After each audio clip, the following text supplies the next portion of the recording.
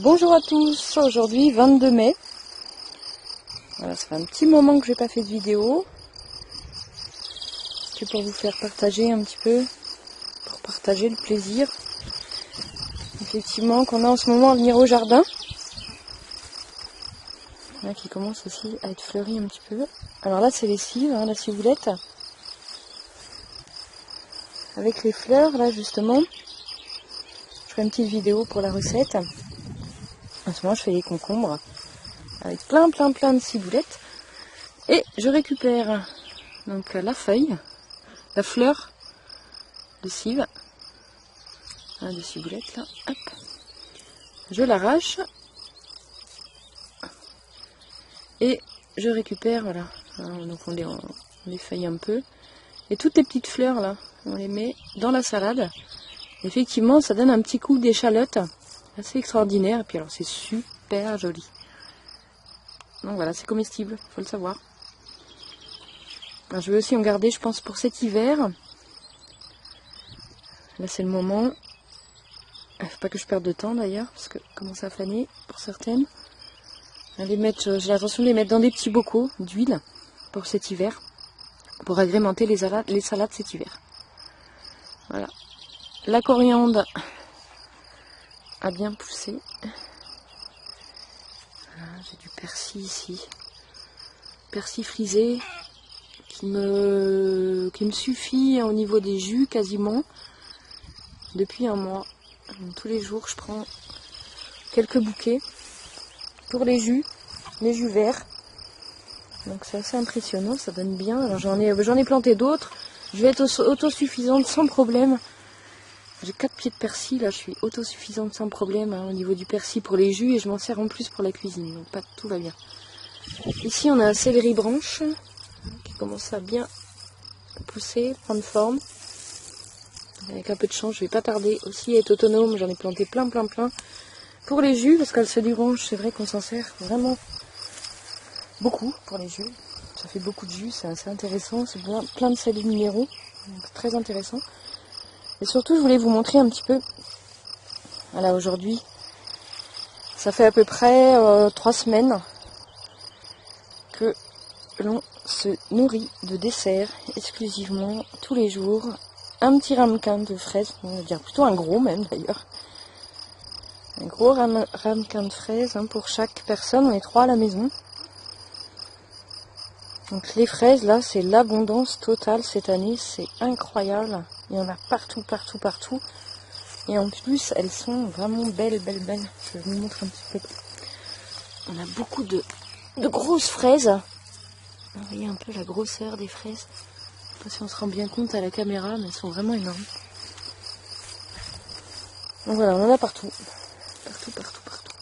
Des grosses fraises partout. Voilà, les radis commencent à bien donner. D'ici très peu de temps, on va manger une bonne botte de radis. Là, on a des épinards.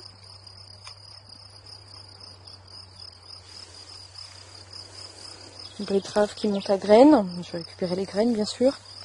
Alors, je laisse pas mal de choses monter à graines, effectivement, pour pouvoir récupérer les graines pour l'année prochaine. Voilà. Ici, j'initie donc mon mari et mon fils à la permaculture.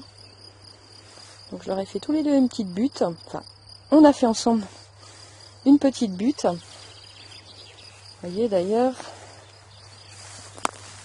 que ça porte déjà ses fruits. On a des petites courgettes qui arrivent, qui vont bientôt, d'ici quelques temps, être à manger. Donc la courgette, concombre et tomates. Et je vous montre celle de mon fils. Un petit peu plus loin. Il y a déjà des fraises à récolter d'ailleurs. Voilà, donc fraisier, tomates, un beau pied de tomate là, qui est bien parti, qui a bien poussé, et des concombres. Voilà, selon les goûts de chacun. Ils ont planté un petit peu leur but. Donc après, ils en font ce qu'ils veulent. C'est pour leur montrer effectivement qu'il est possible d'avoir un jardin tout petit, sans entretien et qui produit énormément. Donc je vous donnerai des nouvelles de tout ça.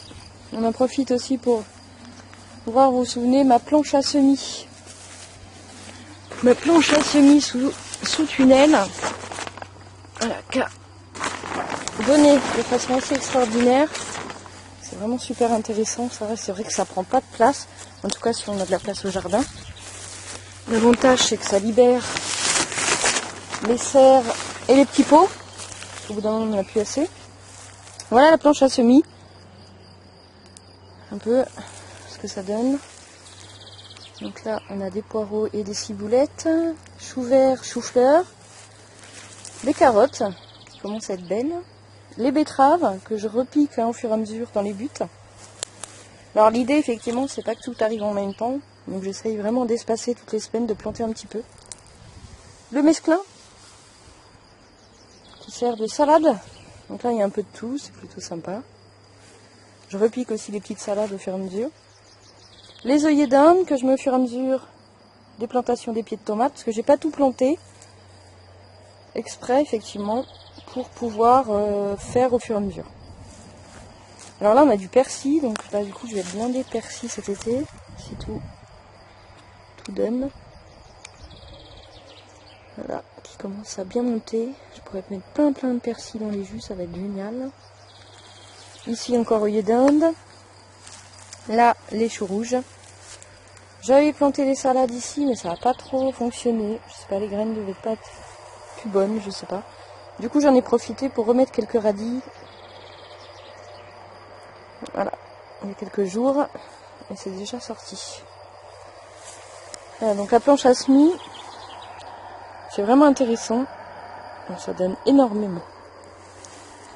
Voilà, petit visionnage du jardin. On a beaucoup de roses crémières qui sont ressemées d'une année sur l'autre. J'ai de la menthe aussi.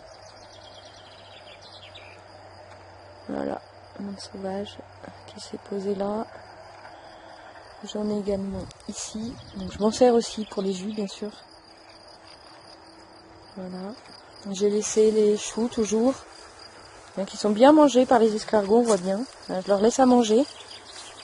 Je pars du principe qu'il faut partager et puis ça m'évite de me faire manger mes salades qui sont juste à côté. Donc c'est assez extraordinaire.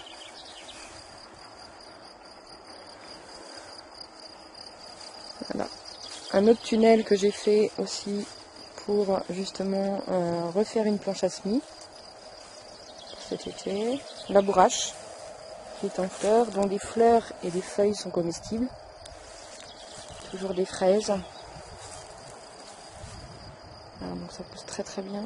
Ça c'est pareil, les côtes de bled qui montent en graines, enfin à fleurs et après en graines. Je les laisse exprès aussi parce que généralement les pucerons adorent ça et ça évite qu'elles aillent sur autre chose. Le talus à pommes de terre, enfin là c'est un kiwi. Talus à pommes de terre où l'année dernière en fait j'ai récolté les pommes de terre et j'en ai laissé quelques-unes à chaque fois que j'en trouvais, des petites en fait, du coup, qui me refont un parterre là exceptionnel de pommes de terre. J'en ai déjà consommé, tout simplement. En fait, je suis allée fouiller il y a quelques jours là sous le talus. J'ai gratté un peu et j'ai piqué les pommes de terre qui étaient bonnes à manger. Ça me fait des petites patates nouvelles, c'est magnifique. Et les autres, je laisse pousser. Voilà, j'ai refait une butte rapidement où j'ai planté aussi direct en place. Là, on voit qu'il y a des salades que je repique là au fur et à mesure. Les fraisiers, toujours. Les canards qui repartent de plus bêtes cette année, qui vont me donner des fleurs extraordinaires. Le chou-céleri, ce que j'ai pas ramassé cet hiver, du coup, qui monte à graines exprès. On va refaire des graines pour cet automne. Voilà. Pour l'instant, ce que donne le jardin. On va pas tarder à avoir des concombres et des courgettes. Donc je vous tiens au courant. Je continue de planter, on continue de s'organiser, voilà, tranquillement. Alors effectivement, il ne faut pas avoir peur de l'herbe dans ce genre de jardin. Comme ça peut faire un peu fouillis. Mais ça le rend bien parce que c'est l'abondance totale à tout niveau. Mais aussi au niveau des insectes, on recrée effectivement un microclimat on recrée de la vie. Et ça, c'est le principal. Allez, à bientôt.